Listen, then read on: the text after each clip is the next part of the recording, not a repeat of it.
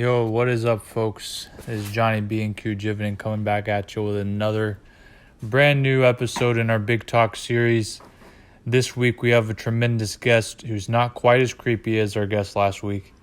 And he is one of the best comedians and the host of the number one podcast in the world, a man by the name of Joe Elizabeth Rogan. He's coming here from Austin, Texas, just to be on the show. Joe, it's great to have you on here. I didn't want to fanboy out when I met you, but I'm a huge fan.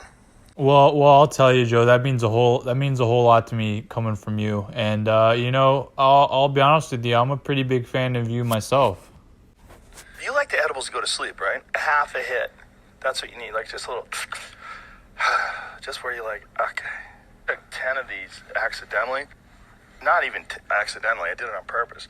1,000 milligrams of THC, no worries. Makes you more aware, more considerate. Yes, thinking about more possibilities. I mean, that's what people call paranoia. There's just a lot of people that have this idea that pot smokers are dumb and lazy and a problem, and they don't understand. There's a lot of pot smokers like you or like me that work hard as fuck and are just adults. It's definitely not crazy. No. It's marijuana. It's legal. It's good for you. You know, I'll tell you this, Joe. I never really brought up marijuana, and that's not what I was going to talk about. And I don't really partake in myself. But if that's what you think, then good for you, Joe. More power to you. But Joe, I know you're a big fan of chimpanzees and different type of monkeys. So what is it that you find most intriguing, about chimps and things like that, Joe? 100%. 100%. Yeah. When chimps attack people, they rip your dick off. And they're like, yeah, no, we don't trust you. Like, those muscles are like corded steel. To rip your dick off, they pull your eyes out. It's one of the things they do. They know what to attack. Did you ever see that, Jamie?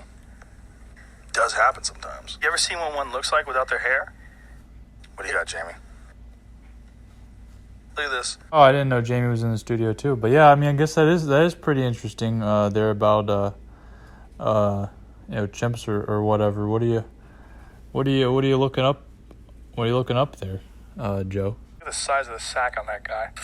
That's a chimp with mange. That's what that is. There's some sort of a disease where his hair falls off, where you really see their anatomy. We look at that and go, oh yeah, it's like a bodybuilder. No. That's a chimpanzee. I mean, that's our closest relative. If that thing decides to bite you, it's a wrap. Yeah. People eat them, apparently. Oh, really? Apparently they hunt them in Arizona. Huh. Yeah.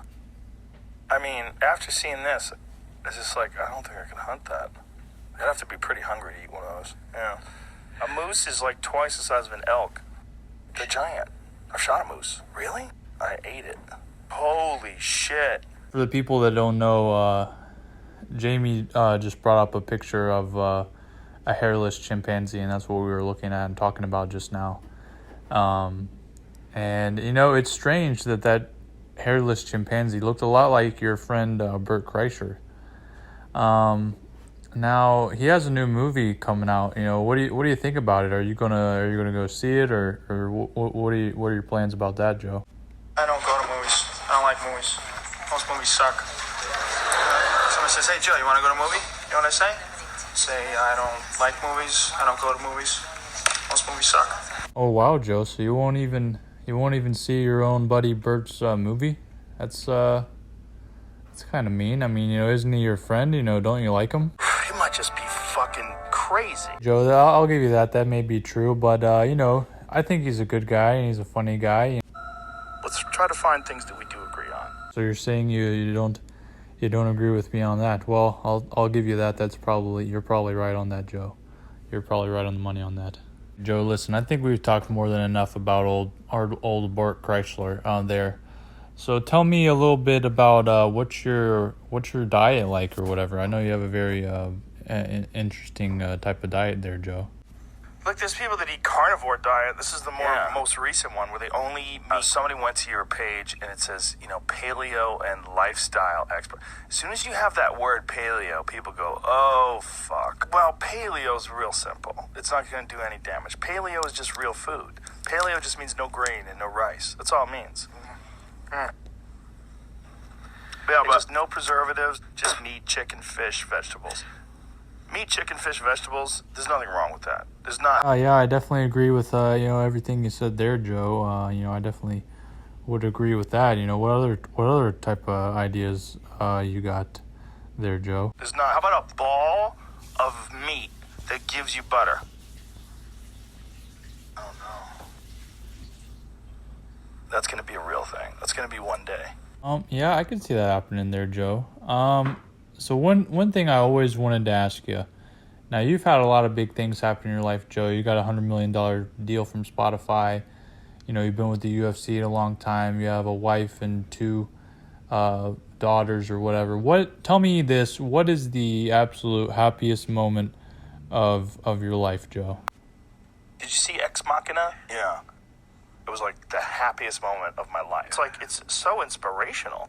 It's really good. Oh, okay. So you're saying that the movie watching the movie Ex Machina is the happiest moment of your life? Well, yeah, I'll tell you this, Joe. That's not what I was expecting. You're a man that's full of surprises, I guess. Yeah, we're gonna get to some virtual reality environment where it is so titanically bizarre and so incredibly realistic that whatever the fuck happens in the regular world is going to lose its significance. It's going to slowly lose significance. So once we accept virtual reality, regular life is going to be so mundane because you're going to be able to create artificial environments like Avatar World, like you're flying through 2001: A Space Odyssey, you're hanging out with the chimps, you're going to have haptic suits on that give you feedback. It's going to be tied into your central nervous system. It's going to recreate smells and feels, and that's all going to happen. It's not a matter of whether it's going to happen, it's a matter of when is it going to happen. That's interesting, Joe. I guess I never really thought about it that way. It's really that really kind of goes over my head. That's kind of over my pay grade. I don't really understand that type of high intellectual thinking that you have there, Joe. So did I ever show you the picture of the tree that was growing in my toilet pipe? Well, yeah. You showed me it before we started rolling there, Joe. It was really it's pretty impressive. It was interesting to see that, Joe.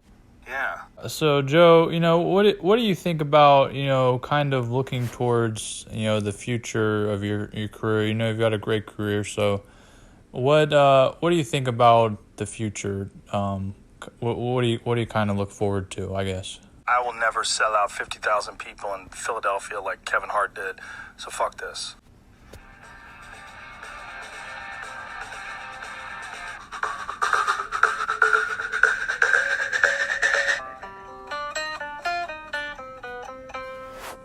Oh, if you guys couldn't tell by the music just now, Joe Rogan just left the studio. He just kind of walked out randomly. I don't know what happened there.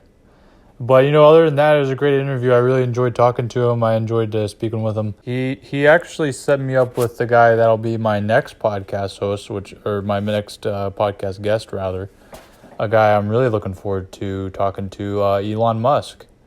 I'm going to interview him next week. Joe introduced me to him, where I'm going to go up to his space station and interview him there. So that'll be a big experience. I'm really excited to see that. But yeah, we had a great interview with Joe today. Thanks to the folks at home for listening to the show.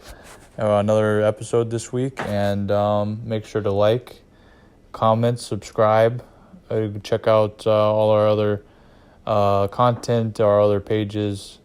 Subscribe to our Patreon. Check out our merch store. Blah blah blah. You catch the drift. Again, thanks for listening. And bing bong.